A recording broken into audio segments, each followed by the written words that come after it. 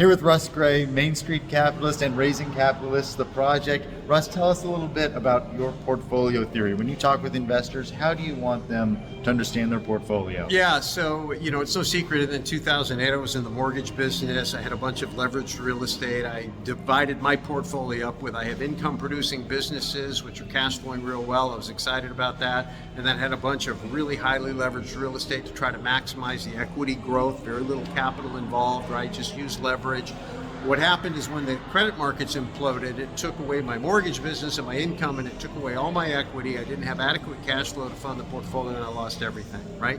And so I realized that my portfolio was only built for sunshine. And so it really changed my thinking. And I said, okay, first of all, the financial system matters. And so it's important to be insulated from the financial system to some degree. You saw the investors in the Silicon Valley Bank, the depositors in Silicon Valley Bank, some of them were sweating bullets, right? That thing went down and people had billions of dollars in there. It was only protected up to $250,000.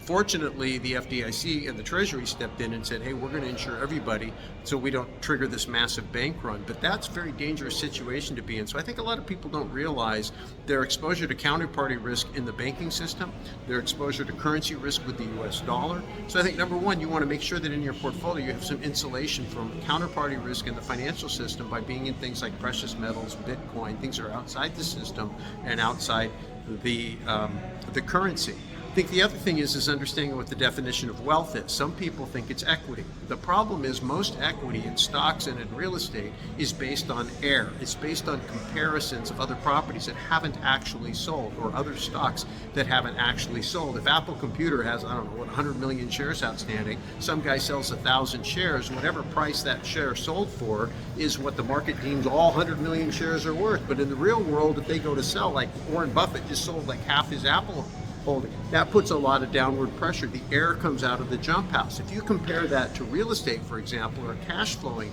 investment where the valuation is based on the actual income, and the income is created through real transactions, somebody living in a unit, paying rent, and there's mass absorption, maybe 95% occupancy. Can you imagine if you valued an apartment building the same way you do stocks? You've got 10,000 units available and they're all empty, right? They're not being sold. And one guy rents one apartment and pays, $1,000 a month, and they decide that every property in the portfolio, even though they're all empty, not being sold, is worth $1,000, right? That would never fly if you were to underwrite real estate. So there's a huge difference between real wealth, which is productivity of others, income coming to you from production, and then air on your balance sheet, which comes from comparative samples of things that are very dependent upon a fragile credit system. If they raise interest rate, the bond market implodes, it takes out banks, then they print a bunch of money and it causes inflation, dilutes the value of the dollar. So there's a lot more risk in people's portfolios. The other thing is the overweighting with the Mag 7. We just saw the air come out of that, right? You've got, in the stock indexes, you've got 7 stocks that went up like 32%, and then the whole rest of the market only went up 4. If anything happens to those 7, then it brings down the whole market. And that's exactly what's happened, right? We had Microsoft come out with a little bit of a miss, not even a huge miss, just a little bit of a miss. Facebook right behind them, and then Amazon right behind them. All of a sudden now 3 out of 7 of the Mag's 7 stocks, and the air is coming out of the jump house. And the problem is people think, I'm going to ride it all the way up to the top and I'm going to get out. But when the thing turns, it turns fast, and you're not that fast. Warren Buffett has been systematically liquidating his portfolio to remove exposure from an overvalued stock market. Professional investors call that a clue. A clue. And when you see a leader doing that, you've got to dig in and go, why is he doing that? And so, I've learned to follow the leaders. I've learned to understand what real value is versus, what is fake. That doesn't mean I don't like fake, but I'm going to convert it into something real as soon as possible.